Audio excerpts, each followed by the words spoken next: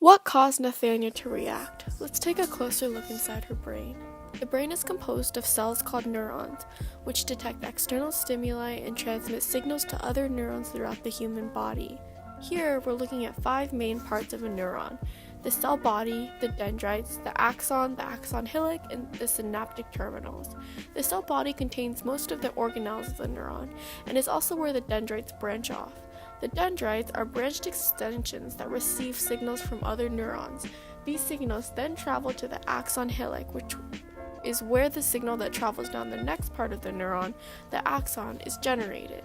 The signal travels down the long axon to the synaptic terminal, which is where chemical messengers called neurotransmitters pass the information on to the next cell. These neurotransmitters travel past a junction called a synapse. Thus, the cell that transmits the signal is called a presynaptic cell, and the cell that receives the signal is called a postsynaptic cell.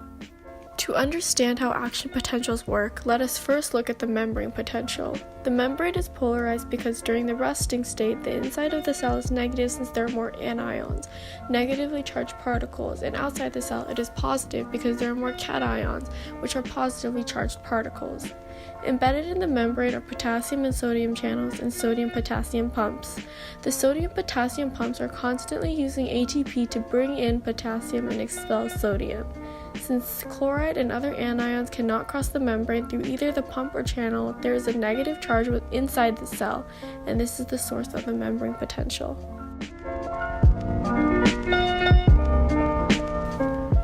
Hyperpolarization in a neuron happens whenever the magnitude of the membrane potential is increased.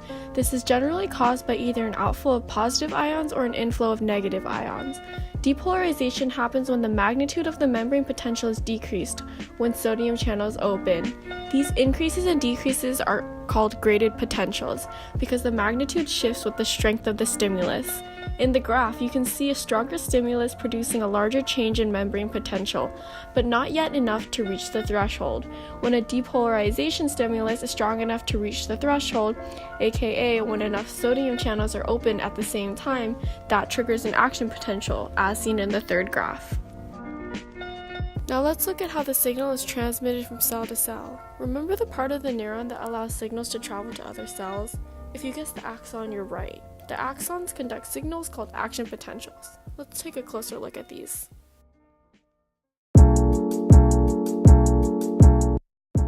Let's take a closer look at step 1, the resting state. At this state, the neuron is not transmitting any signals, therefore its membrane potential, which is the voltage across the plasma membrane, is at a resting potential, -60 to -80 millivolts. What creates this resting potential? Potassium and sodium ions. Every neuron has a concentration gradient across the plasma membrane, which is maintained by sodium-potassium pumps that create sodium and potassium gradients by using active transport to pump 3 sodium ions out of the cell and 2 potassium ions into the cell. At this stage, all the sodium and potassium channels are closed.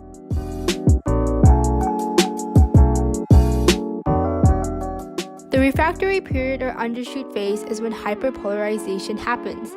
As sodium channels become inactivated, the membrane potential resets back, so the inside the membrane is negative and the outside is positive. This returns it back to the resting state, and the process is repeated. The conduction of an action potential allows the depolarization, repolarization, and hyperpolarization to happen again in a cycle until it reaches the end of the axon. Each section of the axon needs to reactivate itself after the previous section is done, so the signal can travel from the presynaptic cell to the postsynaptic cell. During the rising phase of the first section of the axon, the sodium inflow depolarizes the membrane because the inside becomes more positive and the outside of the membrane becomes more negative. Then the neighboring/adjacent region of the axon membrane will become depolarized when it reaches the threshold and the action potential is initiated. The first section is now being repolarized, while the adjacent section is being depolarized because of the potassium outflow, which causes the membrane potential to become more negative inside and more positive outside. This process continues until it reaches the end of the axon. Because neurons are not connected to each other, they must use synapses to transfer information between neurons. Synapses are basically gaps between two neurons which allow the transfer of nerve impulses through a neurotransmitter. The action potential would depolarize the membrane of the synaptic terminals, opening voltage-gated calcium channels and allowing an inflow of calcium. Increased calcium concentration in the synaptic terminal causes synaptic vesicles to fuse with the presynaptic membrane.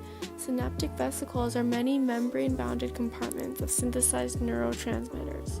During exocytosis, the vesicles will release neurotransmitters into the synaptic cleft, which is the area between the synaptic terminal of the presynaptic cell and the dendrite of the postsynaptic cell. Then, the neurotransmitter will bind to a receptor of a ligand-gated ion channel in the postsynaptic membrane, opening the channel and allowing the sodium and potassium to go into the cell. Then, the neurotransmitter is released and the ligand-gated ion channel closes.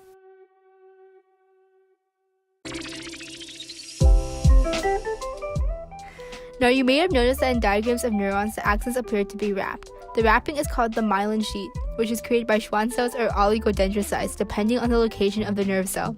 The many layers of myelin serve as an insulator, preventing the action potential from leaking out of the axon.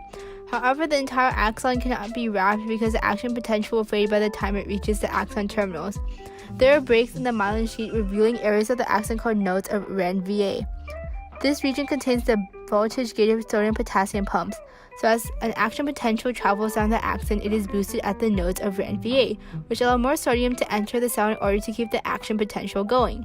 This makes the neuron much more efficient compared to if it was unmyelinated because it restricts the opening of channels to specific points rather than continuously throughout the axon. This saves time and conserves the action potential, making the neuron function better. And with the wide variety of messages that neurons send, the speed of conveyance of these messages is crucial to survival. This process in myelinated neurons is called saltatory conduction, because saltatory comes from the Latin word meaning to jump, which the action potential appears to do from node to node. Neurotransmitters are chemicals which transfer from the synaptic terminal at the end of the presynaptic neuron through the synapse and then bind to receptors on the postsynaptic membrane, creating a postsynaptic potential. Excitatory neurotransmitters cause depolarization to happen, bringing the membrane potential toward the threshold, making it more likely for action potential to happen. Inhibitory neurotransmitters cause hyperpolarization to happen. The membrane potential moves away from the threshold, making it less likely for the action potential to happen. I got calls calling, a young Shaq was falling.